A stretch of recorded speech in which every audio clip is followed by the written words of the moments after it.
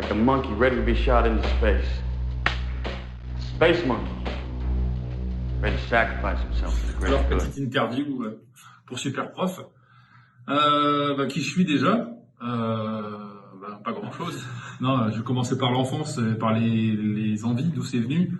J'ai commencé par faire, en premier sport de combat, j'ai fait du Kwan-Kido avec Maître Tong à la Seine-sur-Mer. Il coupait des ananas, pour ceux qui connaissent, sur la tête des gens, avec des yeux bandés. C'était son exploit, il faisait ça à Bercy, là, au truc des arts martiaux. Et un jour, il a fait une journée porte ouverte et il y a un gars de ma cité qui lui a mis un coup de tête, qui l'a mis KO, donc j'ai dit je vais arrêter, c'est un sport de con.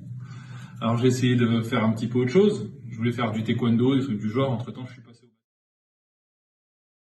ceci, cela. Je suis allé à l'armée. Quand je suis revenu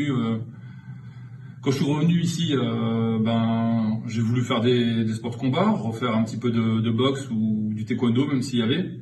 Et j'ai appris que chez Panza, que Panza était là en fait. J'avais le jeu Panza Kickboxing et Panza était à 10 minutes de chez moi à pied. Et je me suis dit, mais c'est pas possible. Donc je suis allé à sa gymnothèque. J'ai demandé à faire de la boxe, parfois toute boxe, j'ai tout essayé, tout ce qu'il y avait chez lui. Et puis voilà, j'ai repris un petit peu goût, ça m'a plu, j'ai commencé un peu à m'y remettre. Et le problème de la boxe thaï, à cette époque-là, dans les années 90, c'est qu'on n'avait pas droit au coup de coude, et c'était clairement du kickboxing avec les coudes en fait. Enfin, en entraînement, c'était du kickboxing avec coudes et avec genoux, donc ça ressemblait à du gros kawan dégueulasse. Et il y avait beaucoup d'entraînements en boxe française, beaucoup d'entraînements full contact, kickboxing et boxe thaï. On était le mercredi, deux pauvres cons, il y avait Christophe qui entraînait à l'époque. Et puis à la fin, il venait plus, c'est moi qui faisais les entraînements, donc ça commençait à ressembler à rien en fait. C'était des entraînements libres le mercredi, c'était du freestyle. Donc j'ai un peu décroché, j'ai commencé à me trouver des excuses. J'ai eu une fracture à la main, la phalange, elle est là quoi.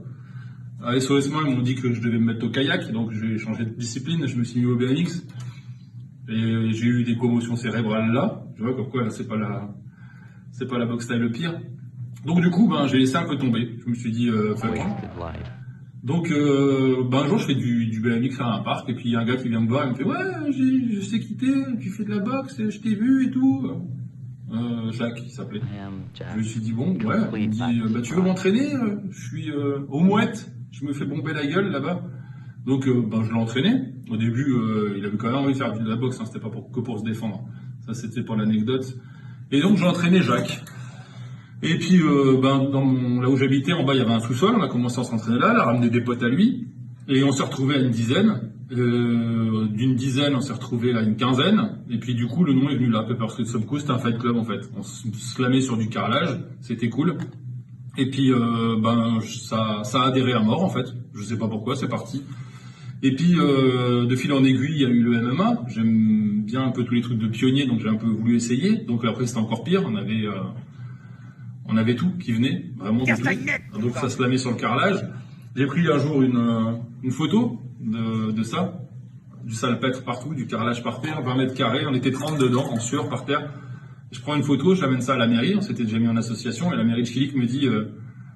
on peut pas vous laisser comme ça. Et ils ont filé une salle, un gymnase couvert. Pour nous, c'était The Gym.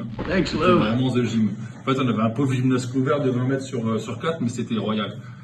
Et puis, de fil en aiguille, on a gratté. On a eu ça. C'est payé ça. Voilà. Tout ça grâce à Jacques. This was mine and Tyler's gift. Our gift to the world.